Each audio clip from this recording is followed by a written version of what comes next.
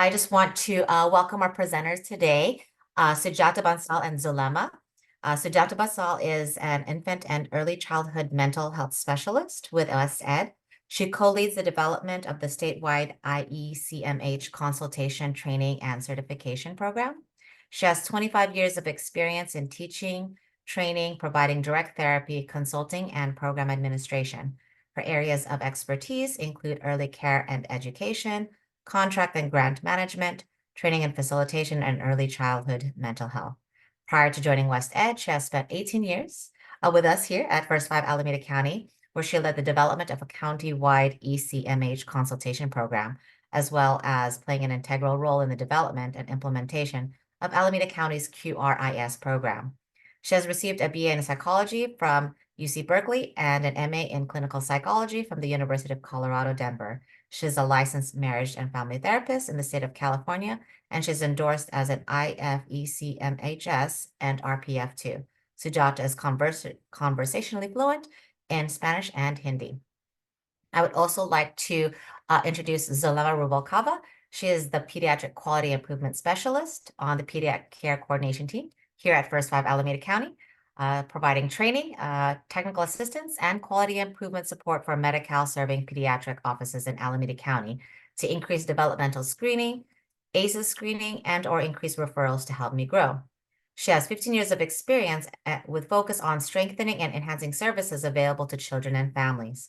She has provided training, coaching, consultation, and technical assistance in a variety of community settings. For the most recent years, Zulema has been the Developmental Screening Manager for Help Me Grow San Francisco, Support for Families, which is a system of support for pregnant women, caregivers with new babies, and families with young children with developmental delays and disabilities.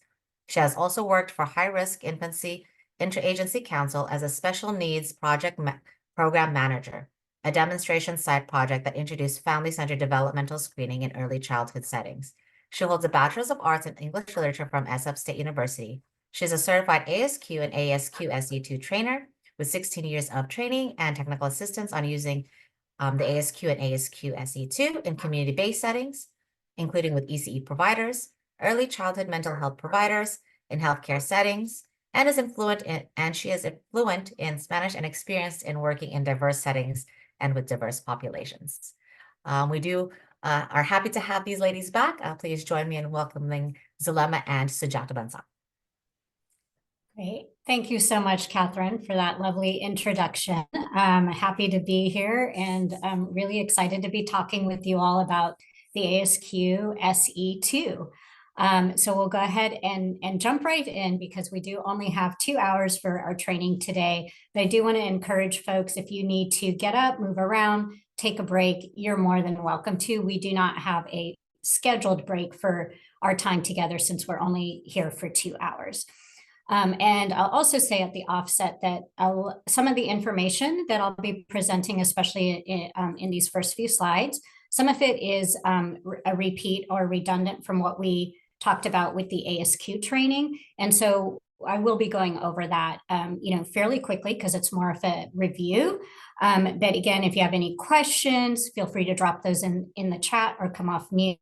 And then, as Catherine said earlier, we do also have another opportunity coming up in April for you all to join us for the Learning Lab, and we can go into more depth on questions there. All right, so let's just talk about what we're going to cover today. So we're going to talk about, the benefits of screening. The ASQ SE-2 is a screening tool, so we'll review the benefits of screening. We'll talk about all of the different features on the SE-2, which are quite different than the ASQ. We'll talk about how to score it, how to then interpret those scores, and then what do you do with that once you have that information. How do you communicate that, and then what do you do as next steps or follow-up based on those scores, as well as what the family wants to do. So that's what we'll be covering today. So let's just do some really quick overview on what are these tools. So both of these tools are parent or caregiver screening tools. So again, they are screeners. They are not diagnostic tools. They are not assessment tools. They just tell us how things are looking and whether or not further follow-up is warranted. We'll talk a little bit more about the parent involvement piece. We have a separate slide on that. The ASQ SE is a series of questionnaires. So similar to the ASQ, it's a series of different questionnaires, and they can be used for children as young as 1 month and all the way up to 66 months. So it's a good range. And this tool in particularly is used to accurately identify children who may be at risk for developmental or social emotional delay. So the ASQ is children at risk for developmental delay. The SE is looking specifically at the social and emotional domains. Okay, and these tools are a really nice way to partner, to create partnerships and collaborate with the caregivers in a child's life. And that includes not just their at-home caregivers, but it can also include, if the child is in any kind of group childcare or out-of-home childcare, it is a tool that can be used with those folks as well, because we all know children act different, behave different in different environments. So it's a way to get more information, to build partnerships, and to support young children just to learn more about child development as well. Okay, so let's do another quick review on what's covered in these tools. So in the ASQ, as you might recall, there are 5 domains. So those are the communication, gross motor, fine motor, problem solving, and personal social. Okay, got them in the right order. And then in the ASQ SE-2, which is what we'll be focusing on today, that is covering just the social and emotional development. So really, to get the full picture, it's encouraged that you use both tools if you want to really get the full picture. Especially, what I would especially say is if it would be okay to just use the ASQ if there are no concerns about social emotional development. But I would almost always say never use the SE without first doing the ASQ or doing them together, because there is so much, as you'll hear about when we talk about it. The SE is a much more subjective tool and a bit harder to, because there's so many other factors at play that could be affecting a child's behavior. It's really important to know about how they're doing in these other areas of development before making any interpretations using the SE tool. So we want to just be really, really careful about that. Okay, so that's what's covered. So let's just quickly define what we mean by social and emotional, so we're all on the same page by that. So social is really the child's ability to engage in positive relationships and interactions with peers and adults. And so, what does that look like? So depending on their age, it looks like, do they know how to initiate a social interaction? Do they understand social cues that are common in their culture? Do they understand the interactive nature of social interactions? That, it's a give and a take, it's a dance, right? It's not just one way. Do they want to be social? Are they seeking out social opportunities? Do they enjoy being around others? Do others enjoy being around them? So that's kind of what we're looking at, when we talk about the social domain. The emotional domain is the child's ability to express and understand their emotions, regulate those emotions, of course, in an age and culturally appropriate way, and to understand emotions in others, like, oh, this person feels sad, this person feels happy, and to express empathy for that. So, it's what I call perspective taking. So you may be thinking, and I mentioned this earlier, that these types of things feel fairly subjective. They're harder to really pinpoint and define. They're very influenced by the environment that child might be in and their culture. And, you're right. That's absolutely true, which is why we have to be, we really have to take all of that into consideration when we're using this tool and when we're interpreting it. And we'll talk much more about that when we talk about interpreting results, about all of the different factors to be looking at. And just by way of example, some of you may remember, I think this was probably about 6 or 8 months ago, there was a short video that went viral with a very young child. He looked to be about 3-ish, talking about why he was so upset at his caregiver because the caregiver told him he couldn't go outside to play. So I don't know if that rings a bell, but he's this really adorable young child, and he's articulating so beautifully, I got mad, and I think he stomped off, and he had a chance to regulate himself and come back. And he was able to express, I got mad because you told me I couldn't go outside, and I really wanted to go outside, and you couldn't. And so it hurt my feelings. And, so, I mean, that is, I think it went viral because it was pretty extraordinary to hear a young child be able to articulate it in that way. Many adults would probably struggle with that. But, when you see something like that, that's what we're really looking at, that like level of, emotional regulation and maturity, which you wouldn't expect from a child that young, which is why I think it went viral. But that kind of gives you a visual image for those of you who happen to see that. Okay, so why parent report? So we talked quite a bit about this last time. So I'm just gonna feel free to, come off mute or drop in the chat. For those of you who were there last time, or even if you weren't, what are some of the reasons that you think are really important in terms of like why we want to partner with parents and why it's important to get their input on when we're doing any of this? Yeah, they know their child the best. Absolutely. They are the expert on their own child. And it is very important to know what is their culture, what the cultural practices at home. Exactly. Because that is something we wouldn't know walking in as a visitor, right? We wouldn't know that at all. So understanding they're the only ones who can speak to, this is what we do in our home. This is normal in our culture. Exactly. Not everyone teaches their child the same. Yep. They see their child. That's an excellent point. They see their child in different environments. So they would also be able to know, my child tends to act this way at this time, or in this setting, or with these people, right? These are things we're not going to know because we're not with that child all the time. They're their first teachers. They know their child the best. Absolutely. Yes, supporting the parents with accessing resources. So it just strengthens things. The more, we can build that partnership, the more that they feel that the parents feel like they are, right there and involved in this, and that their input and that their voice matters, the more headway we're going to make with them, right? So that will just lead to them feeling safe and secure and building trust.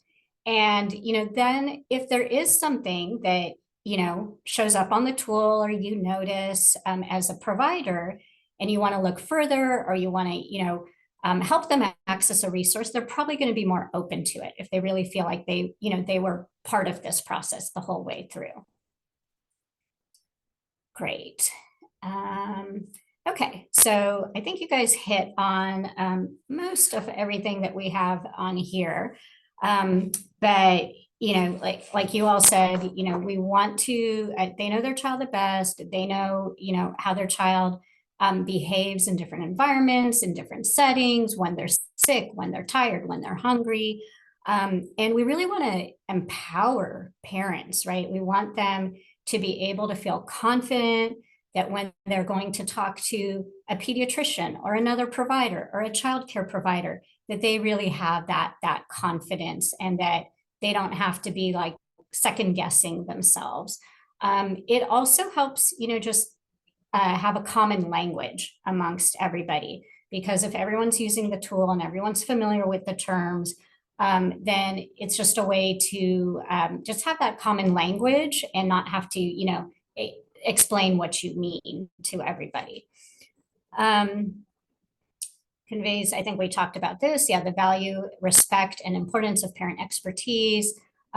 some parents, are really interested in learning more about development and learning more about, if it's their first time around kids or their first child, this all might be new information for them. So it can help them with that. And then, like I said, it just the common language is really helpful. We also know that based on research, that parent report does tend to be very accurate. And so if a parent does have a concern, says they're worried about something, it is really important to listen to them, because research shows that parents are very good at picking these things up. And so we don't want to be dismissive of that. And so what we really want to do is with this tool, and as well as with the other, is, build that partnership with our parents, create a team. We are here with you. We are teaming together because we all have the same goal, which is that your child gets all the support and services that they need and that they can reach their optimal level of development. And this is the foundation, if those of you who are especially working with the really little ones, it's a foundation that they can then build on, because they're going to need to be their child's advocate lifelong, right? So we want to be able to encourage that early on. All right, next slide. So what is screening? So like we shared last time, a screening tool is an administration of a brief but accurate tool, and it can be used for all children. So you don't need to wait until there's a concern. We actually often encourage universal screening because that just normalizes the process.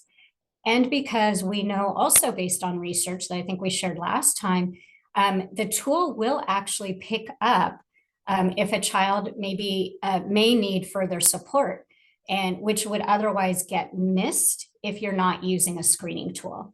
So what happens is, if you wait, then any issues or challenges a child has may become more pronounced as they grow older, and then you catch them, but you've missed now that opportunity to have caught it earlier on. So that's really, a huge benefit of the screening tool. A reminder that it is a soft tool, which means it's flexible, which I really love, because that means that you can, use it in a way that best meets the needs of your families.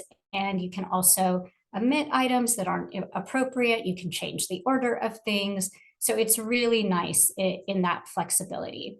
It also tells you, who's doing fine. Like this, it can help identify if a parent does have a concern, but the tool shows like, hey, they're actually scoring right in that typical range. That can be a relief. So it tells you, who's doing fine, who may need more support, and who, we want to refer for further evaluation, and just catching those kids early.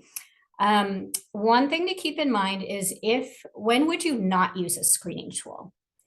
So for example, if a child already has a diagnosis or has been identified, would there be any benefit to using a screening tool in that situation?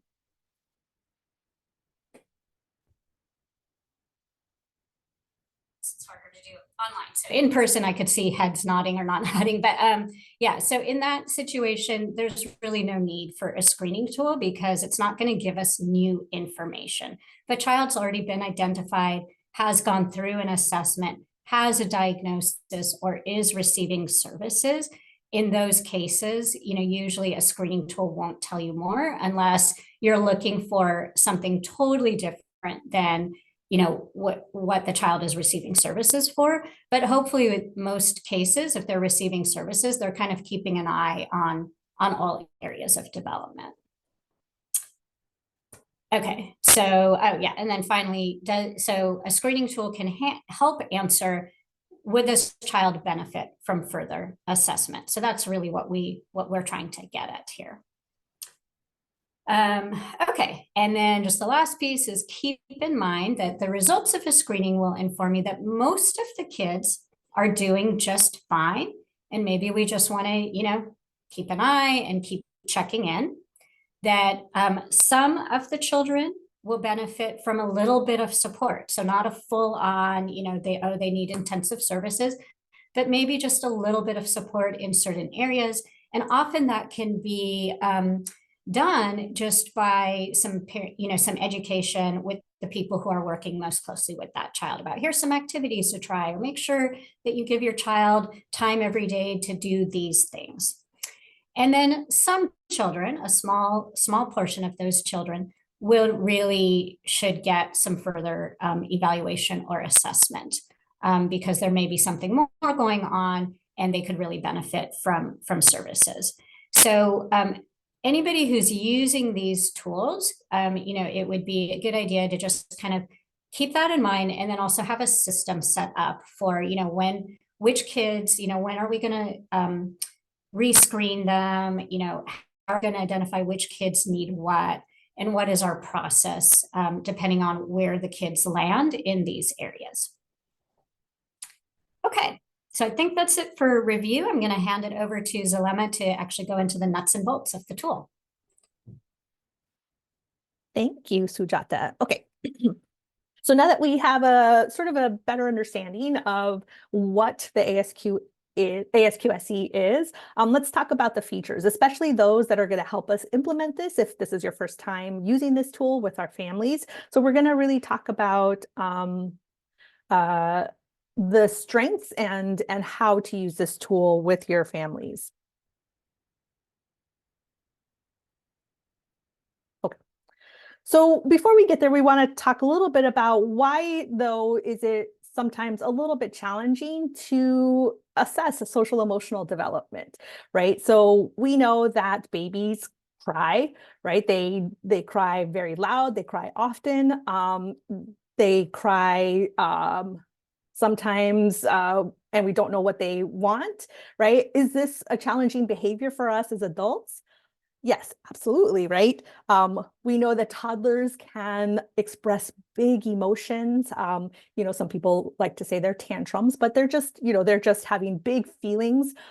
They might ask for a toy, and then when you give them that toy, for whatever reason, they don't want that toy anymore. And so they will let you know exactly. And then we know that some preschoolers also exhibit some very challenging behaviors for us, right? They whine, they make demands, they have a hard time sharing, they have a hard time talking to their friends when they don't understand. And so all of these are challenging behaviors for us. And as adults, we might say, well, this is something that I'm concerned about, this child who can't regulate their emotions, or this child who is really whiny or clingy or doesn't know how to be more independent. And so we might say, I'm concerned about these challenging behaviors. But what we know is that all of these behaviors are so important to the typical trajectory of a child's social emotional development, right? These behaviors are things that we want to see children exhibit so that we can help them continue to learn different behaviors, right? So when babies cry, it's their way of starting to communicate. They are crying to get their wants and their needs met. When kiddos are experiencing big emotions, it's because they are experimenting so that they can learn consequences, learn better ways to communicate, learn more about what they're feeling so they can self-regulate. So all of this is really important. So if we intervene at a time when it is something that we can be teaching, coping strategies for this, then we might impact some of these things that they're learning, this behavioral experimentation that is going to teach them, problem solving and self-regulation. And so using a tool like the ASQ SE really helps us identify those concerns when it's most beneficial, when we actually need to think about some interventions for some of these challenging behaviors. So we really want to make sure that we understand that just because a behavior is challenging doesn't necessarily mean that we need to intervene or, get further assessment, because all of these behaviors that can be challenging is really important, right? We know that especially like toddlers, right? Typically developing toddlers can be having major conflicts every 3 minutes or 3 times an hour. And so even though it's going to be challenging for us, we definitely want to keep an eye on it, but use screening tools to help us assess which ones are going to be the ones that we want to focus on. We also know that, Sujata mentioned this already, that behavior looks different in different times and different settings. And so when we're observing, when we're making observations about some behaviors, we want to make sure that we're always looking at it through 3 very important lenses as well. Even as we start using the ASQ SE, we want to know that that we want to make sure that when we see a behavior, that we first ask ourselves, is this behavior something that is within the child's developmental age or stage? Is it appropriate based on that child's developmental age or stage? So I give the example sometimes of biting. Biting can be a very challenging behavior, right? But if your child is biting at, a younger age, where maybe they're getting their teeth in, and so it's itchy and they just want, to scratch, and so they bite so that it feels better. That's pretty typical at that age. So it's not a behavior that we're concerned about at that point. But let's say a 4-year-old starts biting, right? That's less typical at that developmental age or stage. And so that concern, even though it's the same behavior, biting, depending on the child's age and stage of where they are, we would say, okay, well, this is atypical at this stage. They should not be biting. We also mentioned this already too, but the context of the setting, right? So somebody said, when we were talking about why family engagement is so important, it's because the context of the setting can also be very, the same behavior in the context can be something that we're going to be concerned about or not, right? So let's say, for example, at home, this kiddo does not share. Maybe they don't have siblings, or maybe they have siblings that are a little bit older, and so they don't have the same interests, right? So not sharing at home is not something that they're worried about, because it's not expected for them to do that there, right? Same kiddo not sharing goes to a childcare setting where that expectation is a little bit different, right? The expectation is that the toys are there for everyone to use and you have to take turns. And so same kiddo, same behavior, depending on the context, right? So at home, where it's not an expectation, we're not concerned about it. But we now put the same child not sharing in a different context where that expectation is that they share. Now we become a little bit more concerned about not sharing. And so we really want to make sure that we're taking all of this in as we're making some of these interpretations, and as we're using this tool to help guide us in some of those conversations with families. And this is also a really big important one, and somebody already mentioned it as well, in terms of the sort of the cultural expectations and the family values that go around behavior. So that's something that we also want to make sure that we're taking into consideration as we're looking at behavior, as we're observing behavior, and making some interpretation about whether we should be concerned or not. So we know that different families have different expectations of behavior, and we want to make sure that we're using that lens to ask those questions, right? Some families might be more open to children asking questions to adults, or looking adults in the eye is a behavior that we tend to hear a lot in terms of what in some cultures that could be seen as disrespectful and not something that is a behavior that you want your child to have. And so when they go into other adults who are not of that same culture, they might have concerns or they might have questions, but they just don't understand the cultural piece or the family values and expectations of behavior. And so we really want to make sure that we're taking that into consideration as well. Okay, we are going to actually have you do an activity. Hopefully you're able to do this. Leah, can you put the link for the Padlet up? So now that we think a little bit more about, well, we've talked a little bit about the different sort of challenges around behavior, we also want to ask you to think about what other things might influence a child's behavior. So what are some things that you think could contribute to some of the behavior that we might be seeing? So in that link to that Padlet, there's going to be 4 different factors, I guess. And we want you to use this as a way to think about those factors and what are some things in those factors that might influence a child's behavior. So time, setting, environment, what might in those factors influence a child's behavior. Developmental concerns or developmental issues for that child, how could that influence how a child behaves?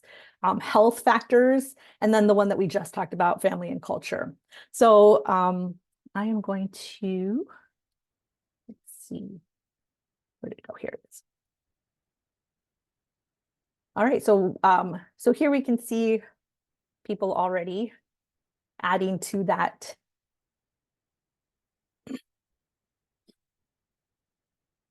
Padlet. So trauma. Yeah, if there's a lot of other children, that can definitely. How do I scroll down? I'm having a hard time scrolling down. Oh, here we go. Okay. No routine or a change in their routine, absolutely. The environment, if it's disorganized, if they're in a new setting that they're unfamiliar with. Developmental, if they have an undiagnosed developmental delay, right? And this is, again, something that Sujata mentioned, really having that ASQ there would help us sort of get more information. You know, sometimes we know that children who have some communication delays will use behavior as a way to communicate. And so if we are not sure if their communication is on schedule, that could be what's going on. So premature babies have some health issues that can definitely impact behavior if they're not feeling well, if they're sick. Toxic stress, yes, we talk a lot about that and how that impacts a child's behavior. Cultural differences and boundaries, yeah, expectations of children. This is a good one. Expectations of children, for example, a child should completely respect authority versus acting independently. That is something that we often will hear too, is that, you know, in this family's culture, they expect children to be seen but not heard. Yeah, cultures that value interdependence versus independence. Things that are happening in the family, new sibling, that can definitely, divorce, separation, all of those can impact how a child behaves. These are great. Awesome. And just so you know, this Padlet is going to stay up. So if you want to come back to it, this is for you guys to keep adding all of these influences. So knowing that all of this is happening, right? Isn't it nice to know that we can come back to this? Okay. Thank you. All right. So in your in that link that Leah has been posting for where the materials are, you have a completed ASQ SE. If you want, you can have that open so that you can follow along as I talk more specifically about what's on that tool. If not, we have pictures, so don't worry about it. Oh, we already went through this. Interesting. So just more specifically for the ASQ SE, we already talked a little bit about this, but it really is what Sujata already went through. So, other things that we want to know about the ASQ-SE is that they are written at a 4th to 6th grade reading level. What that lets us know is more about our implementation style, right? So if you are someone who maybe sends the questionnaire home to families, it's really important to know if you have families that might struggle at this reading level, if they have a literacy level that's lower than 4th or 6th grade reading level, that implementation method might be challenging for your families to complete this independently. And so we just want to make sure that when we're thinking about the system of screening that we put in place at our sites, that we want to take that into consideration. Do we have different methods that are supportive for all families at whatever level they are? Families that might need more support based on their literacy level, families who might need more support based on the language that they're more comfortable reading in. All of that should be things that we think about as we're sort of building and constructing our system of screening at our sites and with our families. All questionnaires at the end will have questions related to 3 specific topics, and this gives us more information that we might not know, especially for some of these questions. If they're just in our setting, we wouldn't really know maybe if we have concerns around eating, sleeping, or toileting, or any other things that we might want to ask families if they're concerned about. Like Sujata mentioned, the research shows that families are sort of the first ones to identify concerns, and that we really should be checking in and asking, are you concerned? Is there anything else that worries you? Because that will help us sort of put in place some supports for that family. And then all questions will end on a question around what that caregiver enjoys most about their child, which is a really nice way to just sort of end on a positive note, and to just remind families, that there are other behaviors that are really lovely about their kiddo, and to even if we've been asking all of these other questions about, are you worried, but also, what do you enjoy? It's just a really nice way to end on a positive note. All of these questions, by the way, and we'll talk a little bit more when we get to the scoring piece, but the open-ended questions do not get scored. The other questions in the sort of meat of the ASQ, based on the way that family answers, will be assigned a numerical point value, but these open-ended questions do not get scored. Okay. So just to give you some indication, if you were here for our ASQ training, we talked about the number of intervals, or the number of questionnaires. The ASQ has 21 unique intervals. The ASQ-SE only has 9, so they're a little bit smaller. So they're good for children, like Sujata mentioned, as young as 1 month all the way to 6 years old.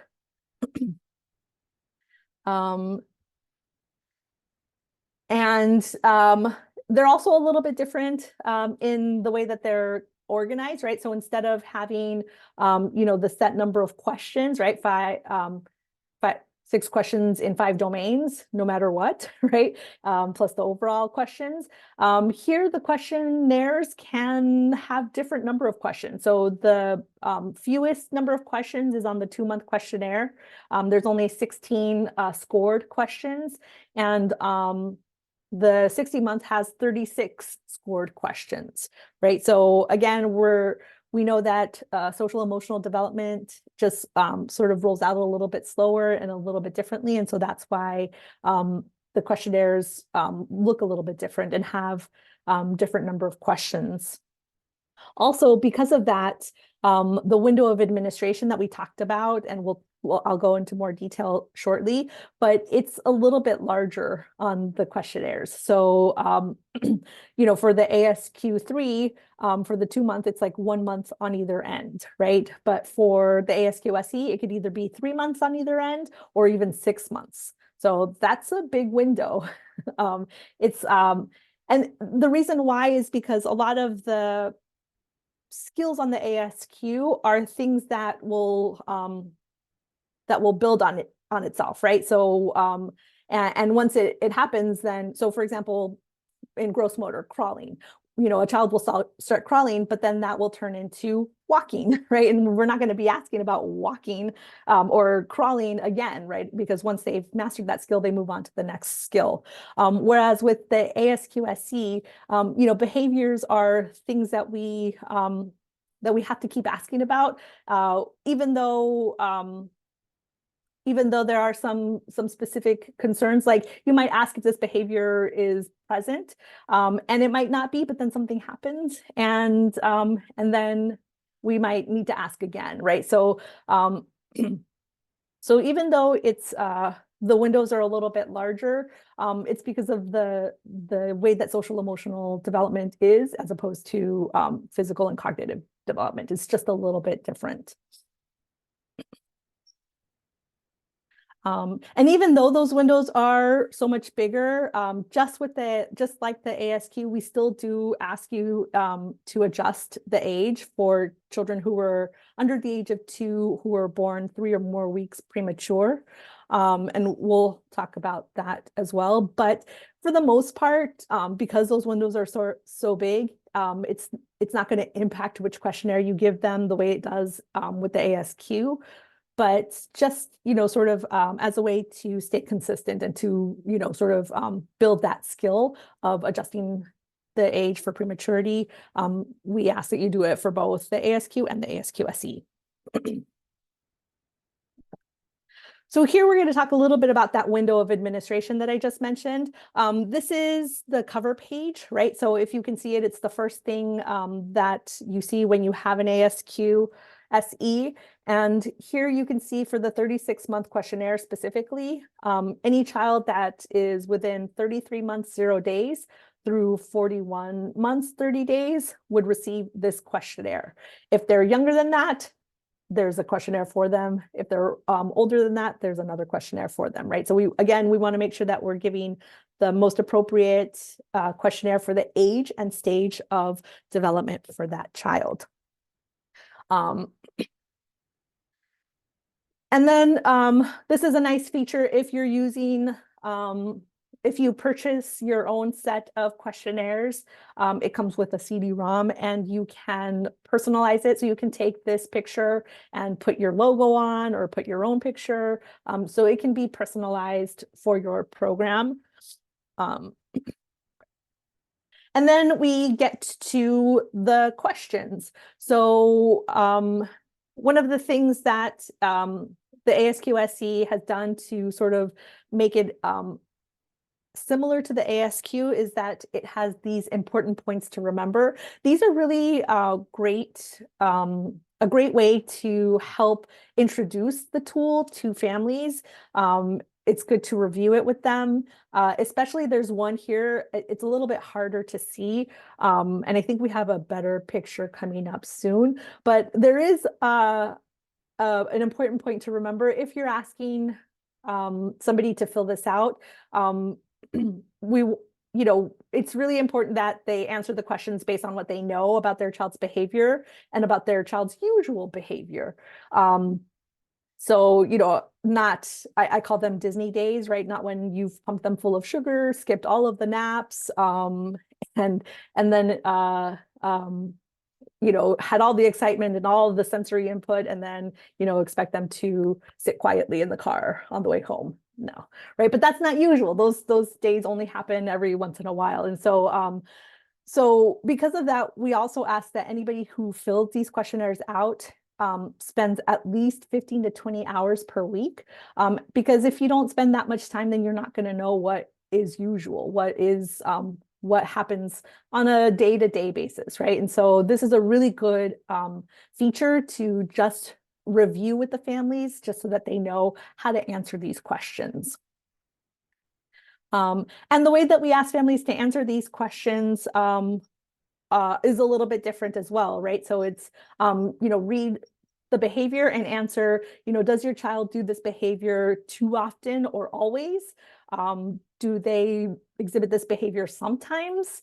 Or is this behavior something that you rarely see or never, right? So it's present, but it's rare, right? Maybe you see it when it's one of those extraordinary days, or maybe you only see it when they're really hungry or very tired or maybe sick. And then something that's a little bit different is that there is this extra column that also asks families to check this if that behavior is concerning to them, if they're also concerned about that behavior. And it's really important, especially if you're starting to use these tools for the first time with families, to remind families to give us the frequency and also check if it's a concern. Sometimes families will only check it's a concern to me, but we'll forget to not give us how often they're seeing this behavior. And that is something that we really need in order to move forward with scoring. So we want to make sure that they answer in one of the three ways, and then only check if this is a concern to them. And like the ASQ, we have this really nifty visual cue that allows us to remind ourselves that this is going to be based on the way that the family answered the question. This is going to be assigned a numerical point value. And so this is that line just helps remind us and helps us score, actually, because scoring is also a little bit different. And so it's just really nice, a nice feature to use. Okay. So you might have noticed, actually, let me go back. You might have noticed on this that there aren't discrete domains, right? So like with the ASQ, we had, the domain of communication, and there were 6 questions in communication and 6 questions in gross motor, 6 questions in fine motor. With the ASQ-SC, there aren't necessarily domains, but there are areas that we're looking at with these questions. There are 7 behavioral areas that the questionnaire may or may not be looking at. These are the 7 behavioral areas. I'm just going to go through them a little bit quickly. You have in your link to materials, you have an example of these areas. And you also have this PowerPoint. So don't feel like you have to take extensive notes, because you have access to these definitions.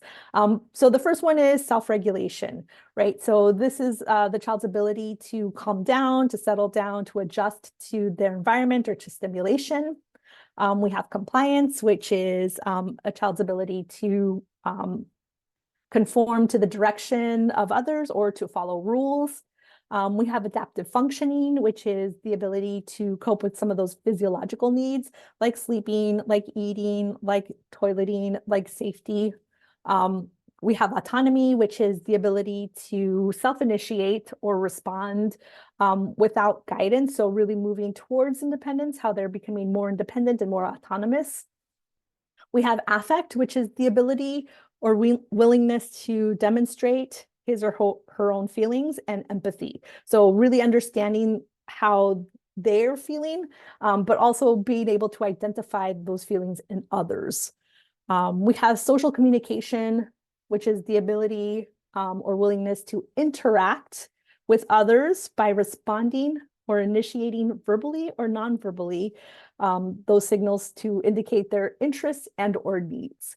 And then one that is very similar is the interaction. This is just the ability to respond or initiate social responses to parents and others. So we're going to do a poll activity where I'm actually pulling questions from either a 6-month questionnaire or a 48-month questionnaire. That will get the infants and toddlers and some of those older kiddos. And you're going to say which area you think this question is trying to address. Okay. Okay, so for the first question, this is a 6-month-old questionnaire. The question is, does your baby like to be picked up and held? And just for the sake of time, I think we're gonna stop and share the results so that you can all see where we're landing. Okay. So at least 1% in every single area. So it looks like the area that had the most answers is interaction with others. You would think that would be true. The developers put this question, surprisingly, under affect. This question falls under affect because of that very, very subjective word like. Does your baby like to be picked up and held? So by saying that like, it's showing their willingness to demonstrate their own feelings, right? They like to be held.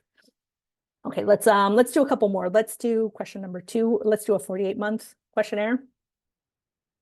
Okay, this one for a 4-year-old. Does your child stay away from dangerous things such as fire and moving cars?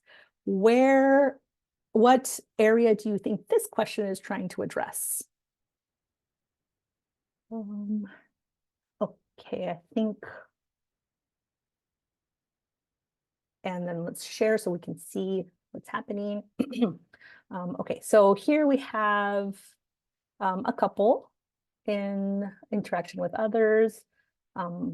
It looks like the majority fall under compliance, which you would hope, right? You would hope that they would follow that rule of staying away from dangerous things. However, the developers of the ASQ SE put this question under adaptive functioning. So this is under safety. Okay, so just for the sake of time, I think just so that you sort of get the idea that these are not discrete, right? The developers did put each question in just one area, but like we've noticed, they could be addressing multiple things, right? So this question could be about compliance. It could be about self-regulation. The other question that we did for the 6-month-old under affect, it could be social communication. It could be interaction with others. However, what we know is that these questionnaires are caregiver completed, family completed, parent completed questionnaires. And often families will have questions about, what do you mean with this question? Or what is this question about?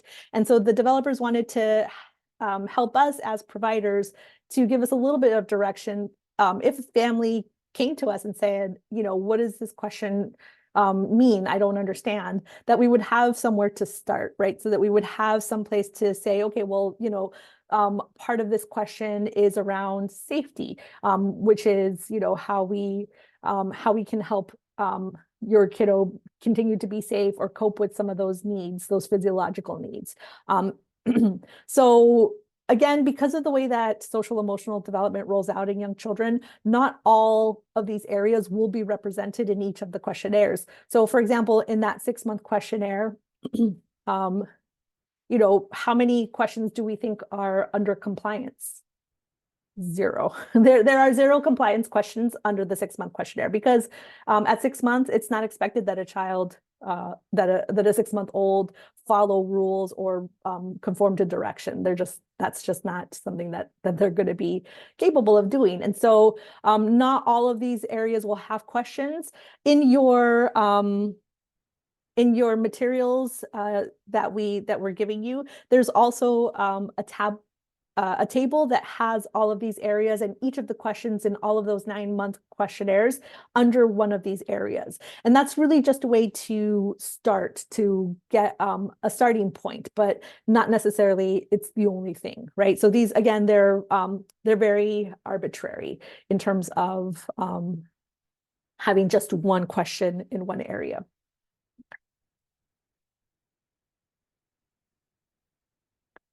And so because of the way that we ask families to answer the questions and because of the way that some of the questions are, so in the ASQ SE, there are questions that look at competence behaviors. So those are the behaviors we want children to see.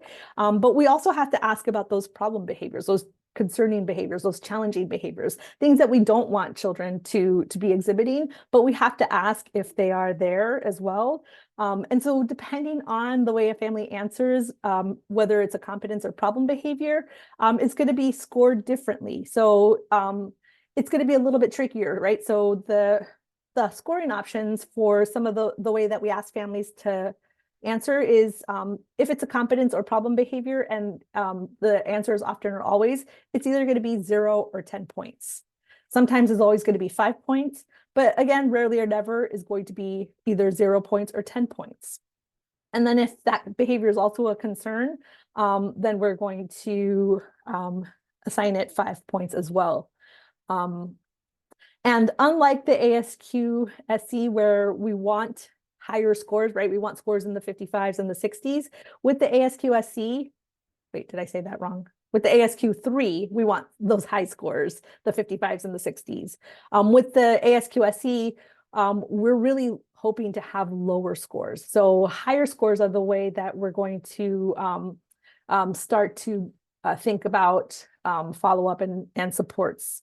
But let's just break down the scoring just to get sort of a visual. I'm somebody who visually needs to learn. And so when we think about those competence behaviors versus those challenging behaviors and the way that we ask families to answer it, right? So let's say this question is about a competence behavior. Those are the behaviors we want children to be exhibiting, that we want children to have. If a family says, yes, I see this behavior often or always, is that a concern for us? No, not really. We want to see it, and we are seeing it. The family saying, I do see it. So that answer would get 0 points. If it's a behavior we want to see and the family says, I see it sometimes, well, then that's going to be a little bit of a concern for us, right? So we want to see it always, but we're only seeing it sometimes. So that behavior gets us 5 points. And so again, if this is a behavior we want to see and the family tells us, I really never see this behavior, then that's going to be a little bit concerning because we want to see it and the family saying, I rarely see it or I never see it. So that answer would get 10 points. Again, if this is a behavior we don't want to see, right? It's one of those challenging behaviors and we don't want children exhibiting these behaviors. Is if a family tells us, I see this behavior too often. Well, that's a little bit of a concern because we don't want to see it. And the family saying, I see it often. That's going to get us 10 points. If a family says, I see this behavior sometimes, and it's a challenging behavior, well, that's a little bit of a concern because, we don't want to see it, but sometimes we're seeing it. The family's saying, sometimes I see it. So that gets 5 points. And then if this is a challenging behavior and the family says, yeah, no, I rarely see it, I never see it, well, then we're not really concerned because the family's saying we don't see it. And so that gets us 0 points. And then always, if the family says this behavior is also a concern, we're going to add an extra 5 points to whatever frequency they've let us know. So the way to score is, it looks challenging and it looks confusing, but it's actually really easy because the developers, again, have given us little cheat codes on the boxes. So if the box that's checked off has a Z next to it, that's Z for 0, to give that answer 0 points. If the box that has a check mark on it has a V, that's Roman numeral V for 5, you give that answer 5 points. And then if the box that's checked has an X next to it, well, then that's Roman numeral for 10, that you give that answer 10 points. And so here's just another visual so that you can see if you're used to scoring the ASQ 3 and just going straight down the column, right? So anytime it's a yes, you give it 5 points. If you do that with this, it's going to be you're gonna make some mistakes in scoring. So you really want to look for that little scoring guide by the box. So you can see here in the same column, this answer would get you 0 points, and the next one down in the same column would get you 10 points. So you do really want to pay attention to those cues to help us score. And then just like the ASQ3, the ASQ SE has its own, every interval has its own unique information summary page.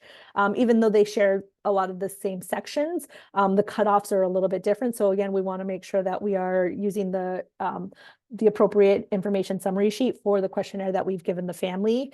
And again, my recommendation is always to not send this home. This is really for us as providers to start to organize all of that information that we're getting from the family into one page where we can start to see the results and start to sort of interpret them.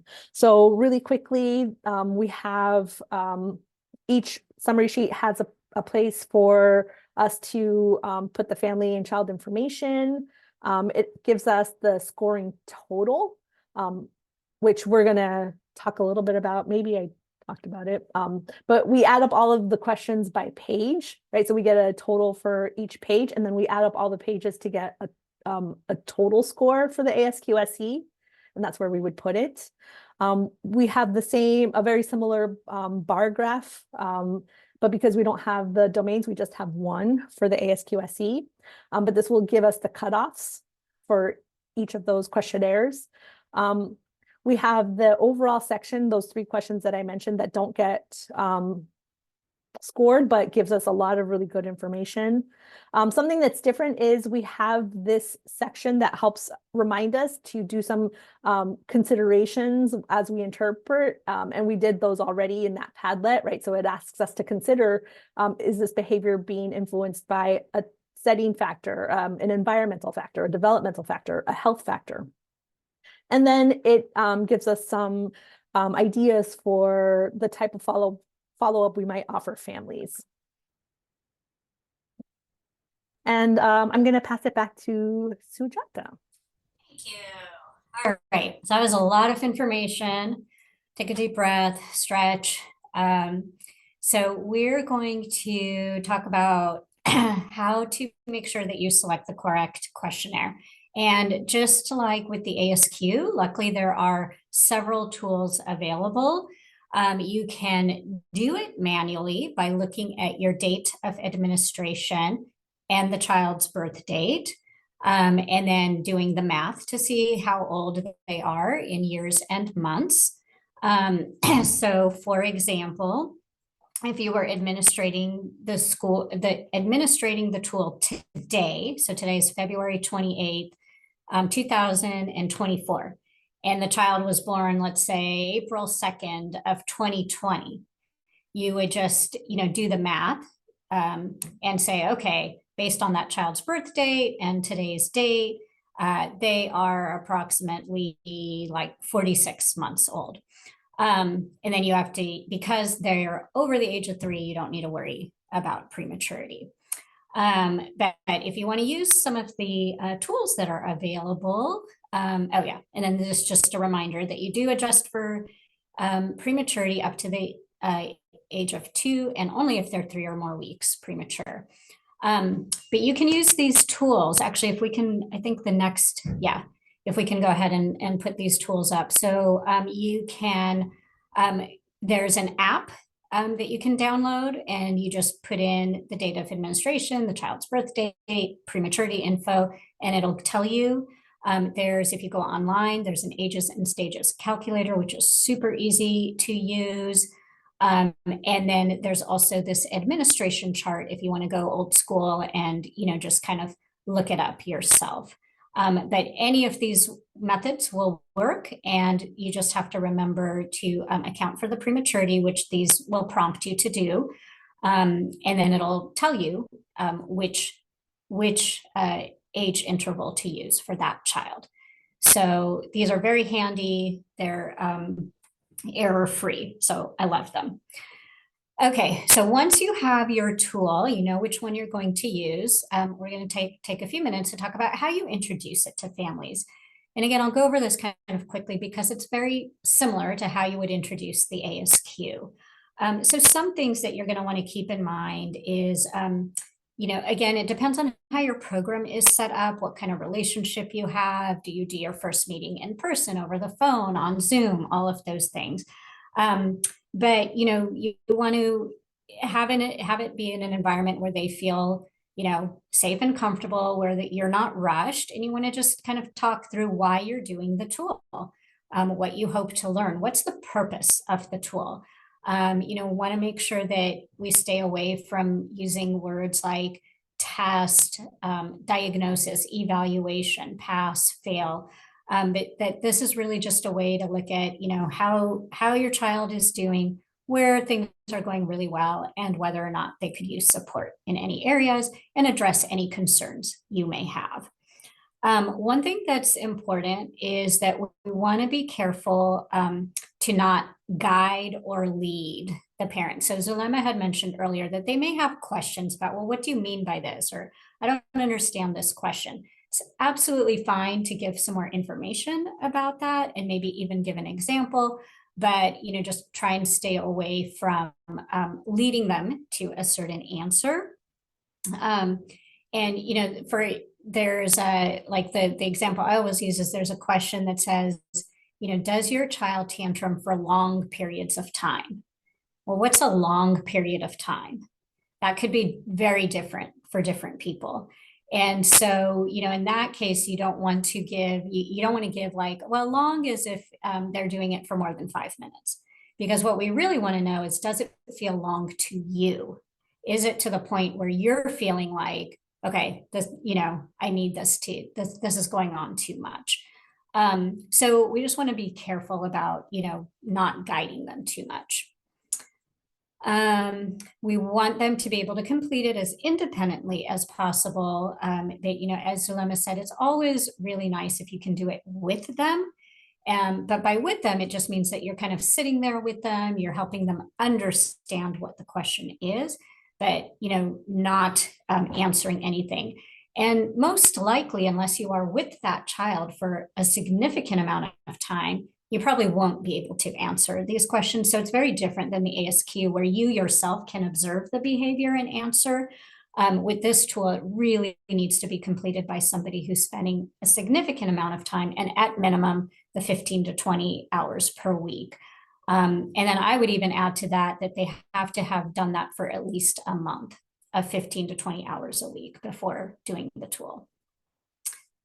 And then, as Zulema already said, some questions are not scored, and they just are a fill-in response. So similar to the ASQ.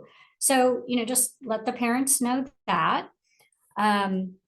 And then, of course, let them know how you're going to use this. So what's going to happen with this information? Many parents have concerns about, I don't want my child labeled. I don't want my child's information to be in a system.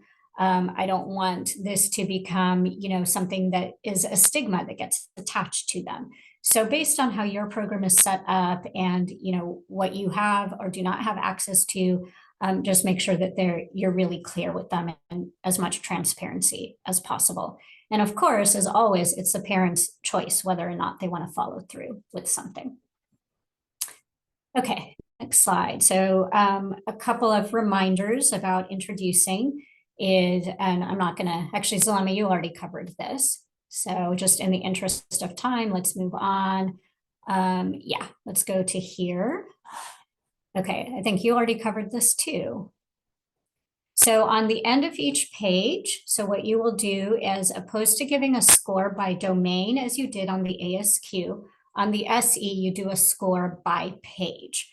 And, don't worry, like the page itself doesn't tell you anything. It's not like, oh, that is this section and page 2 is this section. It's just page by page so that you have that score, and then you will transfer all of those scores onto your summary sheet. Okay, so if there is an omitted item, let's talk about this quickly. So if you are not there, so as much as possible, if they can answer the question, great. If for some reason the item has to be omitted because it's not appropriate, they don't feel they can answer, or you weren't there, the tool went home with the parent and then you got it back.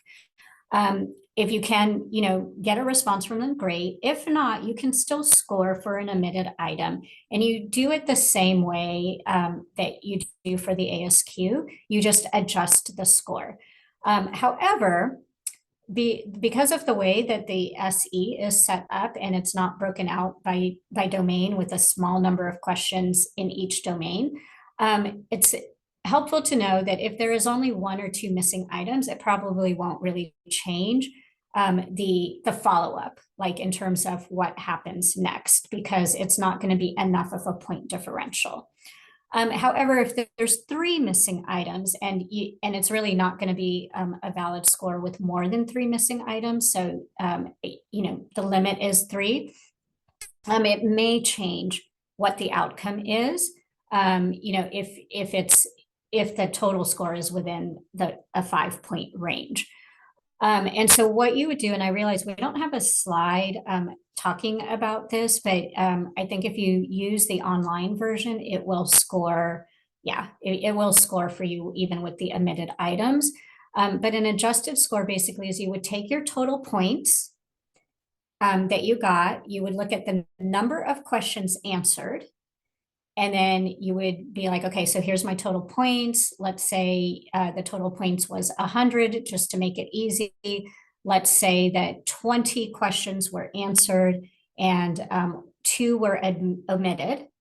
So you would do your 100 points divided by the 20 questions answered. So those 2 omitted items would each get 5 points each.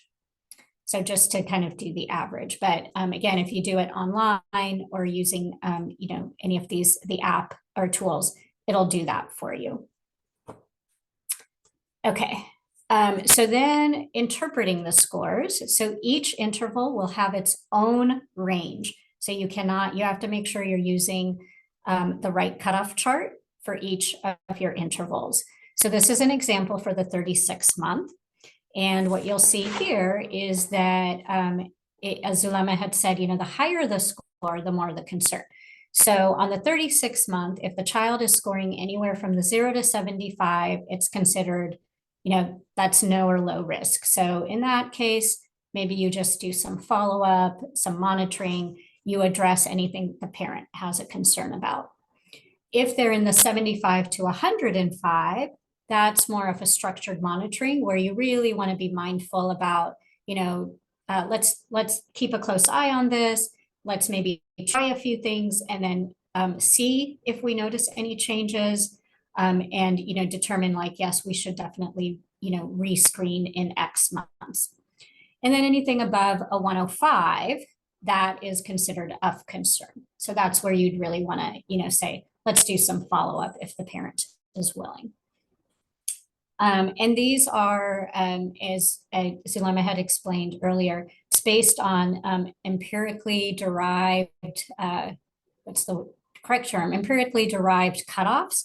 So they look at, and remember in the ASQ, I shared with you that bell curve, and okay, most of your kids will fall in this area. And then if they're on this end of it, that's where we get to the of concern. So these cutoffs were derived using, that empirically based data. And so if a child is in that like very higher end, that means that 90% of the children in their age are scoring, are not scoring there. So they're in a much smaller group. Okay. Scoring exercise. So I think this one is the automated one, right? Okay, so what we'll do is walk through this. And so if you look at, this is just a page 2 of the 36-month ASQ. So just want to give you some scoring practice. So on question 12, based on how the caregiver responded, how many points will you put for that question? Right, 15, okay, because we have, 15. So we have, remember here, because it's the X, so that gets 10 points. And then anytime they mark, yes, this is of concern to me, it's going to get the extra 5. So we've got 15 there. Here, remember we have the little Z here. So this one would be 0, yep. And then here, so a quick thing to remember is anytime it's in this middle column, it's always going to be a 5. So we can just go there. Yep. And then let's just run through the rest quick, Zulema. So there we've got our 0 with the Z, and then here again, X plus the 5 here. So that's how that scoring goes. So on this page, the score total is 35 just for this page. Okay, and then let's go through these, interpreting the scores. So I think can you go ahead and do the slides?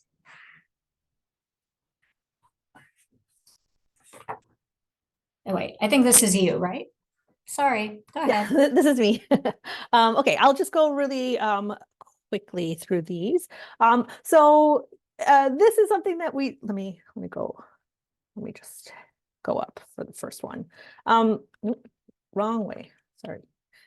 This is something that we don't really see a lot, but it has popped up enough that we want to just quickly mention it, is especially for some families, if this is the first time or you're just getting to know them and you're still building that trust with them, if you ask them these questions, often I will recommend that we hold off on giving families the ASQ-SE until we do have until we have like a really good relationship with that family. But sometimes that's not possible, that there are requirements, funding guidelines, et cetera.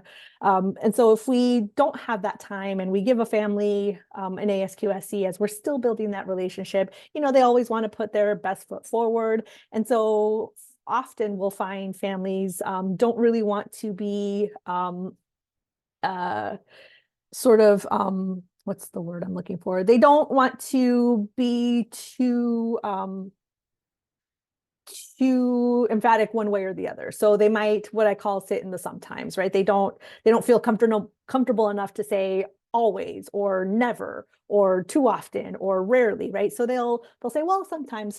And so what we know about the scoring is that if a family is sort of sitting in that sometimes, they're racking up the 5 points and the 5 points and the 5 points. And so if we get a questionnaire back, especially if it's been sent home and we didn't have that option to sit with the family as they were answering it, we might want to try to push them a little bit out of the sometimes, and really ask some questions about, well, can you give me some examples, just so that we can really see if it is a sometimes or if they're just trying not to be too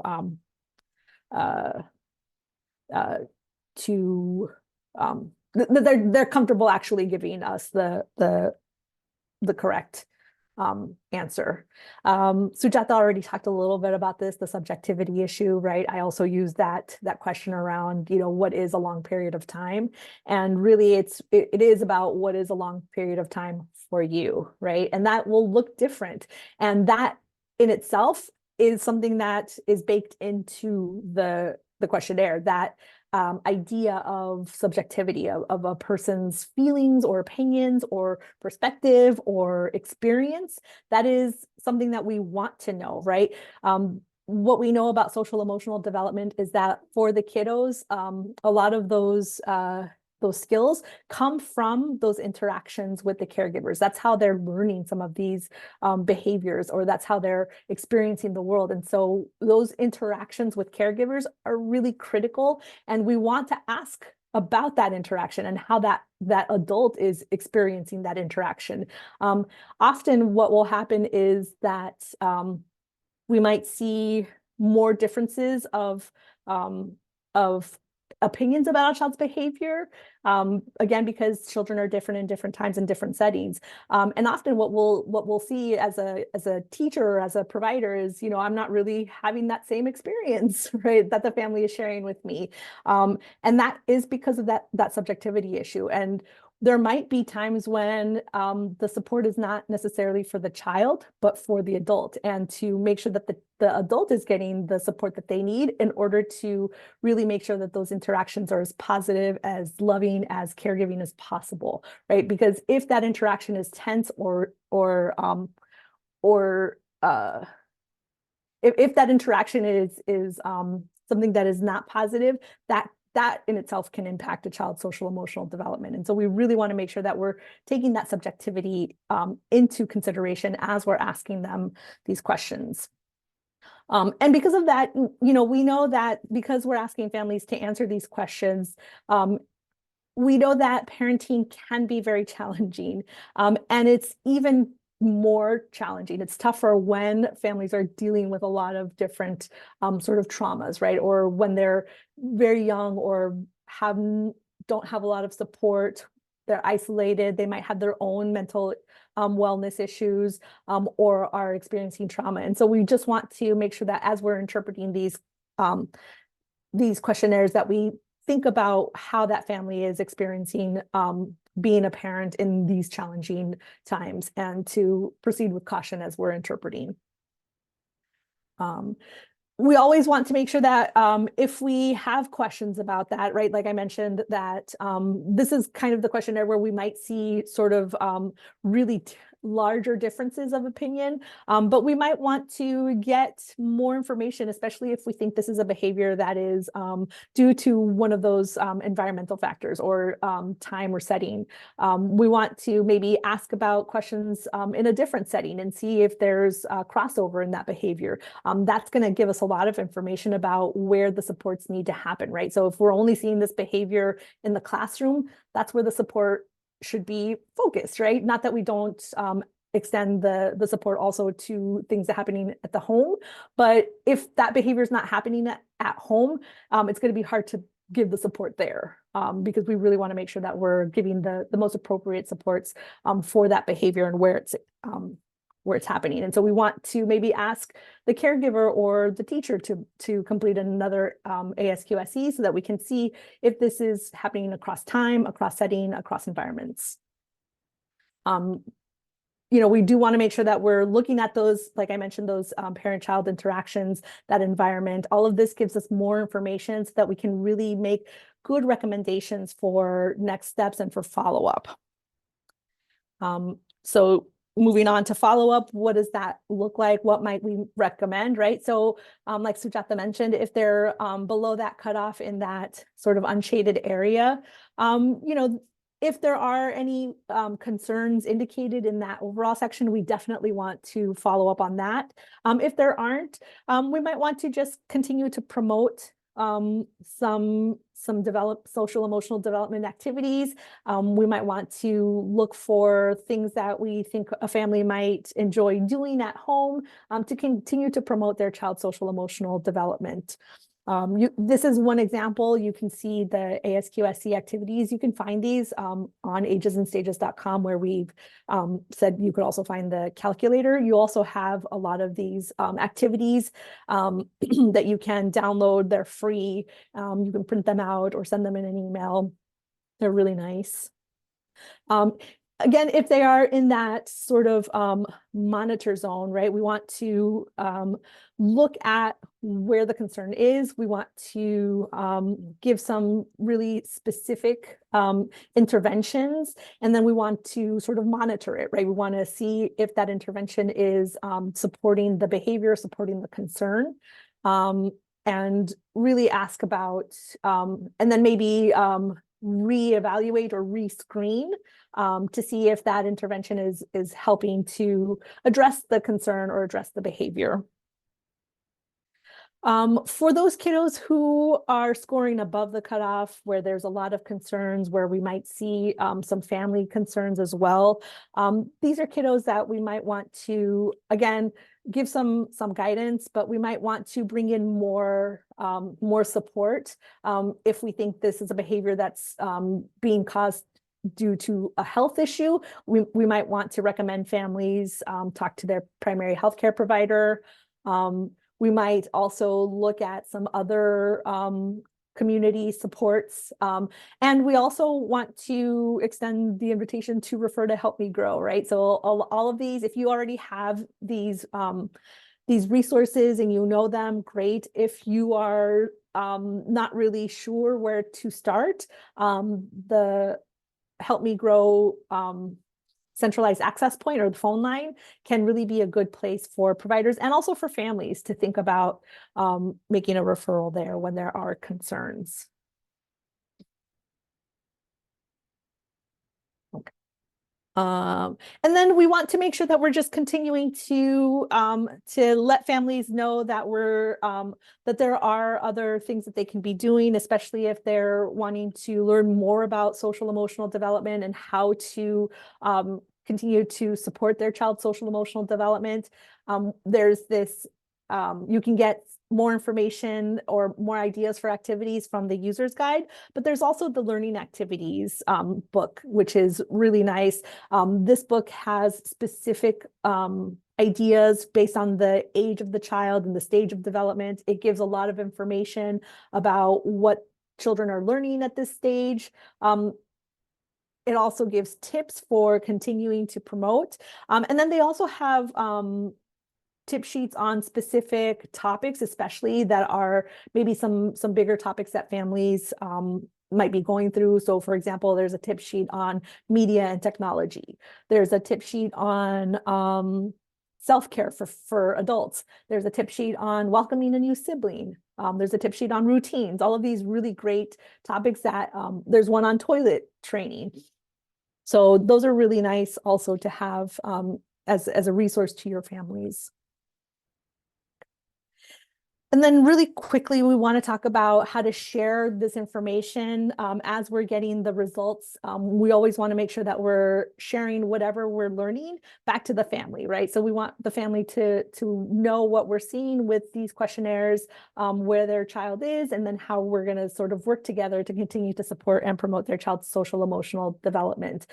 There is a handout on that link that we keep sharing for having conversations like this. So just very generally, I'm going to go through these because they're also on that handout. But again, we want to make sure that as we're thinking about how we're having these conversations, that we're doing it in a way that's timely, right? We're not waiting too long to have this conversation, especially if there are concerns. And that we want to do it in a place that's really private and confidential. We don't want to have these conversations in a place where maybe other families can be listening or even that child can be listening. So we want to just make sure that families feel confident that we're keeping their information private and confidential. We always want to start with strengths. We always want to celebrate the child. We want to start with those strengths and then move on to some of those concerns. And then we can start to talk about what next with families. So here are some things that we think might be helpful, but we also want to allow the families to share back with us. So we talked a lot about this as well on the ASQ. We want to make sure that we are, especially when we're sharing concerns, when there's a lot of concerns that we might be seeing or that we might be noticing, and maybe the family is also sharing their concerns. We just want to think about that conversation and think about where that family is in the process of sharing. So this might be something that they're just starting to sort of feel that there might be an issue or they might have concerns. Some families might have had this concern for a while, right? So some families may be ready and wanting to explore a lot of options or referrals. Other families might say, I'm not sure if I want to talk to anybody else about this. I might just need some time to process, right? So again, we want to start that conversation and then just really use our own visual cues, right? So like really reading the family where they are as you start to share these concerns, right? They might have a confused look on their face, or they might, like sit back. And again, we want to think about that conversation and really let the family lead in that process. And reflecting back, we want to make sure that we're very specific about what we're seeing, right? We don't want to be too vague, because then it's going to be harder for the family to really understand what the concern is. We want to talk about all those other factors, maybe ask if there's other ways that we can get that information or observations. A really important one is it's not really our job to convince families that they need that referral or they need that support.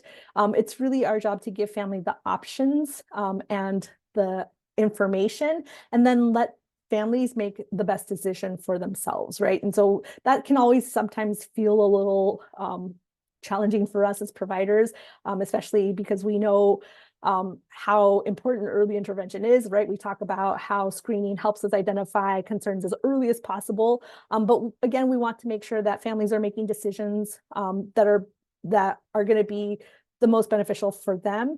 And that might look different than what we think might be most beneficial.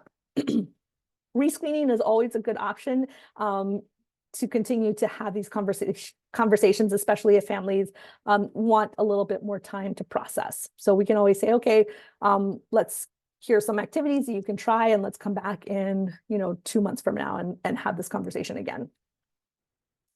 And especially when we think about social emotional development, again, because it can be such a subjective process for families, we want to, especially when there are concerns, we want to just get a little bit more information, because that gives us better ideas of where this family is in that process. We want to think about, and we've already mentioned, we really want to learn more about their own ideas or their own expectations about behavior and why they think that behavior is happening, or even if that behavior is concerning to them, right? It might be concerning to us because maybe in our own expectation or our own cultural beliefs about behavior, that would be a concerning behavior, but maybe in their family's culture or their values or their expectations, it's not a concern, right? And so we might be thinking that we're sharing a concern, and they might be like, no, this is something that in our culture is okay for this child to be doing. And so we really want to make sure that we're asking those questions. We also don't want to assume that they haven't been trying to address this behavior that might also be challenging for them, right? So asking, what have you tried? How did that go? So that we're not making recommendations that they may have already tried and weren't successful. We really want to engage families to be part of this conversation, ask them if they have other ideas, things that might work better for them, right? If we're sharing resources, or if we're sharing activities and maybe their space is, not set up for or not conducive to that activity, we want them to also come up with things that might work better for their own setting, for their own capacity. We also want to encourage them to bring in other members of their team. A lot of times families have so many supports that we don't even know about, right? Maybe they have somebody who comes in and helps out around the house. Maybe they live in a multifamily situation where, auntie also takes care of this kiddo, or, other family members are part of the supports, and maybe we can bring them in to also have these conversations, with the family's permission as well, asking who else can be a support to them and to us. And then, we might have some ideas that have worked with other families, and we might want to share that with them and say, here are some things that we've tried in the past that seem to be things that families like. Are you open to hearing some of these things, right? We just want to make sure that we're always having a lot of conversations, especially when it comes to social emotional development and some of those behaviors. So when we're thinking about that, we want to, with this tool specifically, be a little bit more of a detective, really taking those results and factoring through all of the different things that might be impacting or influencing this child's behavior. We always want to make sure that the family is having these conversations with families, and especially because we want to learn more about their own expectations of behavior. We always want to make sure that we're asking and validating their own belief system for their family and for their child. Okay. Did we catch up? Yes. I think we have some time. Okay, so we're gonna actually go into sort of a long activity, because we want to give you some time to practice scoring and also practice interpreting. And so we're going to do a breakout room. In your breakout room, we want you to in your link, there are two two handouts that we want you to bring in with you. So the ASQ SE that I mentioned, that's already filled out. And then there is Juan Carlos. Oh, that is a typo, sorry. Juan Carlos's background information. It's the family case study. So we want you to read through all of the information on that background information on Juan Carlos. And there are a series of questions on that sheet, on that handout.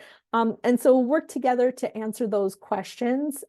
Make sure that somebody in your group is taking notes, because we're going to bring you back and ask you to share either in the chat or to unmute yourself.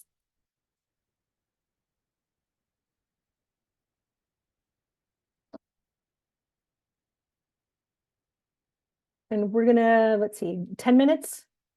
Do we have 10 minutes? Yeah, we'll give you 10 minutes. Okay, welcome back, everyone. So we don't have a lot of time, but we would love to hear what that conversation was like. If anybody wants to unmute themselves and share maybe some highlights, or share some of the discussion, or if you're not in a place where you can unmute yourself, but you do want to share, that chat is still open for y'all. I'll just speak really quickly. Our group, I was with Haley and another young lady. I'm so sorry, I forgot the name. I didn't write it down. But we definitely were concerned about little Juan Carlos. He's on our score, he had 230, so that's definitely a very concerning score. So mental health referrals, if the mother was open for it, for her address her depression, possible domestic violence, and then for the little guy as well, some mental health services, and yeah, start from there. Yeah, this is a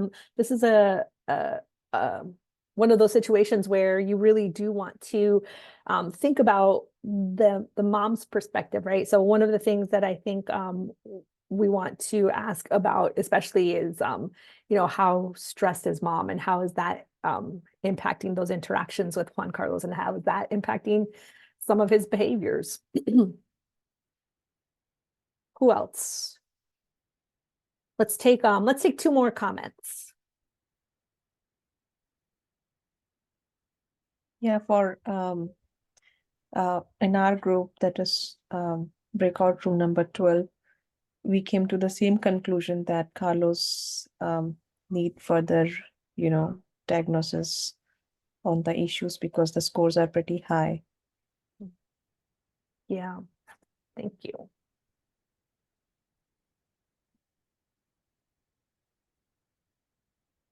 And yeah, let's take one more comment.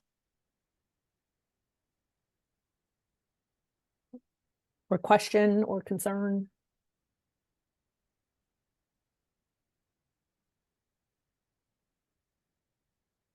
If this little kiddo was in your center or in your play group. Zulema, there's a comment in the chat. Yeah. I'll just read it out if you want to respond to it. It's from Michael. He said, I had to step away during most of the group, but I did hear some good conversation about the cultural differences with discipline and expectations. Also, there was a discussion about some of the misconceptions of bilingual children. Yes. Yeah, I think this is a good one to ask more questions about some of those cultural differences around discipline, and the misconceptions of bilingual children. Is that usually is that around the speech delay? If children are learning two languages, then that's what is causing the speech delay. And there's a lot of research that shows that no, not really. And so that is something that we always want to make sure that we highlight, that that speech delay is not a cause of the bilingualism. And in fact, it's actually something that can support development in the future to be bilingual. There's a lot of benefits to having multiple languages. So that is something that we do want to address. And anytime you hear it, just sort of not lean into the fact that, well, if they weren't bilingual, they wouldn't have the speech delay. That would be a delay. Okay. Zulema, I know that he has a twin brother, at least that was in his case information. So it'd be nice, like you said, ask more questions. Does the brother have a similar language pattern? And have they been, because they were preemies, did they get speech therapy the first 3 years? Was there any concern for speech before the separation or the mom's depression? So lots more questions. Lots more questions. Yeah. I think I saw a hand up. Yeah, it's Yeah. me. Yes. Yeah, so actually, I have a child in my class, and the child is 3.5. The child has different language at home. We speak in English in our classroom. So right now, the vocabulary list is pretty small for that child. And the way he pronounced the words is also concerning for me. But the parents are not accepting it. They are saying that we have talked about it with the pediatrician, and the doctor says that it's okay, it's normal, because he is bilingual, because speaks his home language, native language at home, and have. But I have not seen this the case with other children who are native language is different than English. So how should I convince because the child is pretty slow, cannot express much his emotions, but parents are not accepting it. But it's becoming a big concern for me day by day. The child is growing up. How can I, Yeah, that's a great question. And, we did talk a lot about, right, it's not our job to convince them that they should be worried, right? We might have concerns, and that family might not share those concerns. And so we really do want to just have more of these conversations, right? This is a great opportunity to partner further with the family and to get more information. If this is the kiddo's first time in a center that is only English speaking and they're just acquiring English language, yeah, they might have some challenges, but in their primary language or in their home language, there might not be those concerns. And so we might want to just monitor that situation a little bit more, put some activities in place, ask the family for other ideas or share with the family some other ideas that we might want to do with supports. Really think about what the family is open to hearing about, right? Just saying, share my concern isn't going to help build that trust and that collaboration, but really, how can we work together is always a great way to say, here are some things that I'm working on to help support his communication and his language, and here are some things that you might try at home. And if they're open to that, then that's where we start, right? We always want to go where they're open and they're ready, not ready, but where they're interested in supporting with us or collaborating with us or partnering with us. We really do want to make sure that we're partnering together and not just saying this is the only way to support this kiddo's development, right? There's lots of different ways, and we really want to make sure that whatever we're recommending is something that the family is going to be open to doing. And so these are the types of things. I know we're a little bit over, so we're going to go really quickly now, but these are the types of things that we invite you to come and bring to the Learning Lab, so we can get really more in depth and more hands-on with specific cases, and to really think through about how to have that conversation, how to take that next step. This is a great one also, Sujata. Yeah, so in that background information, we didn't hear somebody say, but there was a comment that the child care provider did not have the same concerns, or was not seeing the same behaviors that mom was sharing. And so this would be a really great example of going back and asking somebody else to fill out an ASQ-SE, so that we can start to rule out some of those factors, right? Is this something that only mom is experiencing, right? Is that score of 200 the same at school as it is at home? That gives us more information, right? So, but what if the score is different, right? And just because we just want to, again, play a little bit of detective and get more information. So I hope this activity gave you just some idea of how complex some of these questionnaires might be, and how we do want to lean on other people to help us sort of interpret and get some ideas about what else can we do, how else can we support, what other questions would be a good thing to come back to the family and ask. Okay. Okay, so let's talk a little bit really quickly. We'll also talk more about this in the Learning Lab, but Help Me Grow is always a great resource for your families and also for you. For your families, we do have that centralized access point, that phone line. They can work with families. They can help coordinate the care for families. All of our care coordinators are bilingual and bicultural, Spanish speaking, Cantonese speaking, Mandarin speaking. If there is another language that your families speak that are not these three main languages, we have interpretation help or support available. So just because your family speaks a different language doesn't mean you can't ask them to refer. We will find a way. We also have, for families, a developmental screening program. So families can continue to get these screenings even after they leave your center. Sometimes, families move around a lot. And so you might have provided an ASQ or an ASQ-SE with the family, and maybe they go to another center that maybe is not using those questionnaires. And so this is a great way for the family to continue to get those questionnaires as their child grows and learns and continues to get support if needed.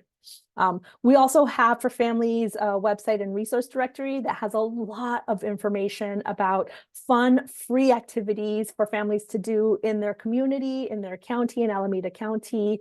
Other needed supports as well. So if a family's looking for, support around job searching or diaper banks or food banks, all of that is at this website.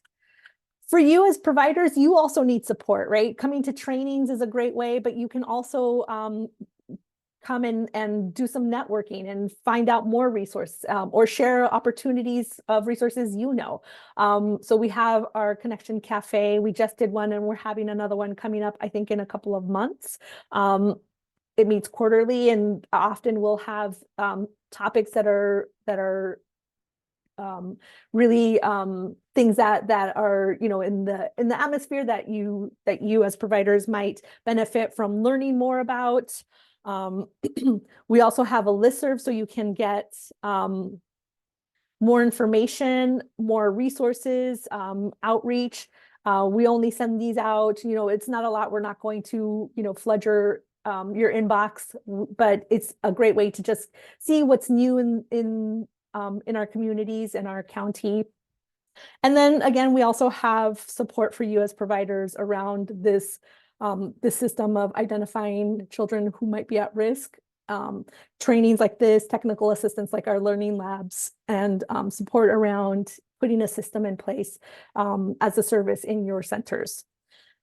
So feel free to, I know we shared a lot of information and we're over 5 minutes. We're so sorry, and we really appreciate you staying to the end. But here's my contact information. If you have any questions about any of the information that we just shared, or specifically about Help Me Grow, please feel free to reach out to me and connect with me, and we'll get you supported and using these questionnaires.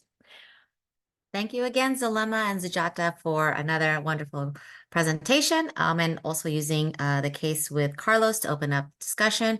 And the Learning Lab, which is in April 24, is a good way to continue these conversations. So you're welcome to join us then. Thank you, everyone, for joining us, and I hope to see you next time. Have a good day.